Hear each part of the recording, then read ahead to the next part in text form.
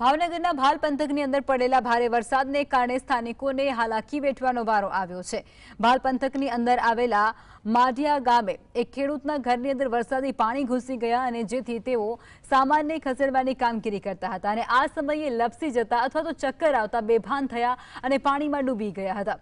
ઘટનાની જાણ થતાં સ્થાનિક લોકો દોડી આવ્યા અને તેમને સરટી હોસ્પિટલે ખસેડ્યા, જ્યાં ફરજ પરના તબીબોએ તેમને મૃત જાહેર કર્યા। અમારે એક ભાઈ આજે ઘર સામાન વ્યવતા હતા, એના ઘરે કળકળ સામું પાણી થઈ ગયું। અમારે થાય જ છે, હું રોડ કાંઠે રહું છું ને એ ભાઈ અંદર કળકળ સામું પાણી થઈ ગયું છે અને એ ભાઈ સામાન વ્યવતા હતા એમાં લપસીને કાંક પડ્યા છે। હવે એમાં એક બે ભાન થઈ ગયા, ચક્કર ચડ્યા, ઘરે કોઈ હતું નહીં, છોકરા નહોતા, એના વહુ કામે ગયા હતા અને ક્યાં કામે જાય એ મને ખબર નહોતી, બરોબર। તો એ ભાઈને નાના નાના છોકરા કાઢવા ગયા, પછી કાઢીને ખાટલા માથે લાયા અને આવી બધી તો ખબર નહોતી કે ભાઈ આવી રીતે આમ છે તેમ છે।